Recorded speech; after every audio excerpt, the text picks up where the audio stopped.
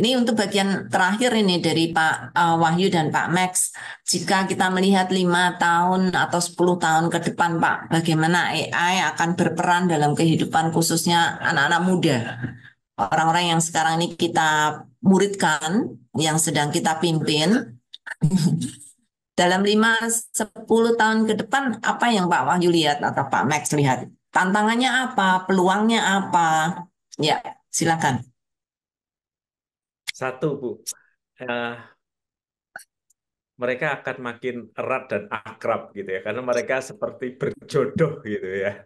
Antara generasi ini dan AI itu, kalau orang Jawa bilang apa itu, kayak Mimilan Mituno gitu ya. Silahkan Ya, digoogling lah kalau nggak tahu, tanya AI gitu ya. Selalu berpasangan, selalu beriringan Ya. begitu ya. Nggak akan terpisahkan. Jadi, dan ini akan memudahkan cukup banyak pekerjaan mereka ya. Secara sederhana saya mau melakukan yang simple aja, Bu. Dulu waktu saya masih awal, saya harus mencari orang untuk mentranskrip khotbah saya, naskah khotbah. saya.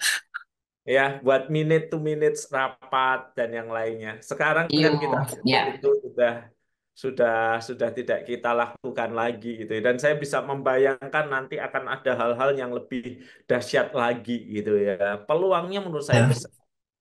Tantangannya juga ada.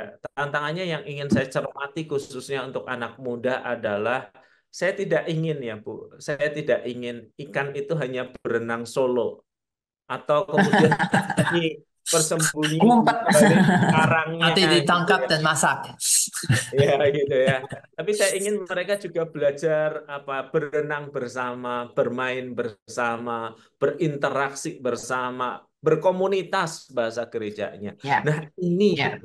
peran gereja yang tidak tergantikan. Bukan sekedar orang datang menonton khotbah, menikmati ibadah, Betul. komunitas relasi interpersonal gitu ya yang Nah, berterbangun. Makanya saya ngerti beberapa gereja itu kan habis ibadah dikasih snack sedikit, dikasih kue, dikasih kopi, beberapa lebih mewah punya seperti kafe di gerejanya itu supaya apa sih?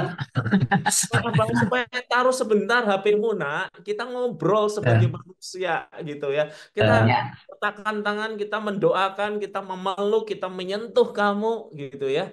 Dan saya rasa ruang-ruang sosial seperti inilah yang harus dibangun di gereja.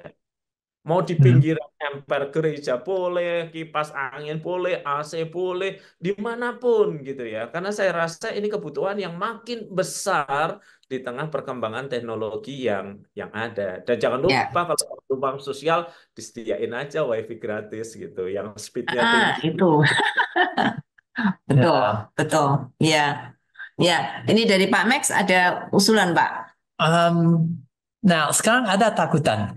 Dari Ketakutan. satu sisi ketakutan. Dan ketakutan ini 10 sampai 15 tahun terakhir sudah membuktikan masalah terjadi kalau society does not adjust as fast as the technology.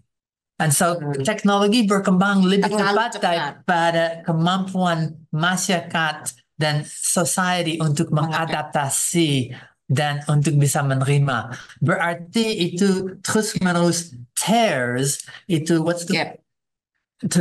to tear, Robek. itu mengrobek fabric of society. Dan saya lihat dalam 10-an tahun terakhir mulai memisah yang tua dengan yang lama dengan yang muda. Dan apa terjadi dalam 5-10 tahun berikut dengan teknologi sekarang tidak hanya berkembang lebih cepat tapi eksponensial. Bagaimana dengan AI yang hanya dalam 1,5 tahun terakhir sudah melipat ganda 2, 3 sampai 4 kali dan setiap 6 bulan kurang melipat ganda kemampuannya. Seperti apa 3-5 tahun hampir tidak bisa dipahami, tapi saya sadar tidak hanya masyarakat, tapi gereja dan society tidak mengadaptasi atau belajar atau berkembang cukup cepat untuk bisa menghadapi itu dengan baik.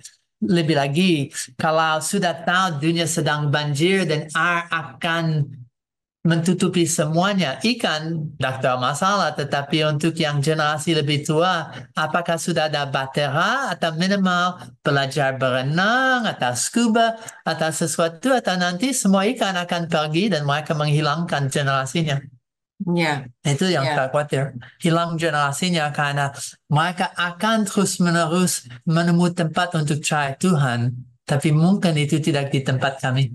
Ya, ini makanya generasi tua, terutama nih gereja dan pendeta dan pembuat keputusan, mulai harus was-was ya, maksudnya harus waspada, bukan untuk khawatir, tapi untuk waspada bagaimana lebih cepat lagi bergerak untuk mendekati anak-anak muda gitu ya. Ini ada Pak Yohanes Sudarman yang memberi tanggapan. Pendeta hamba Tuhan menjadi atau berfungsi sebagai mentor bagi youth di gerejanya dan jawaban jika muncul kebingungan berkaitan dengan doktrin atau hal lain. Jadi bukan hanya menjadi mentor, tapi juga kalau ada kebingungan dari para pemuda tentang hal-hal doktrin, hal-hal yang prinsipil, nah mereka itu mengambil bagian di situ.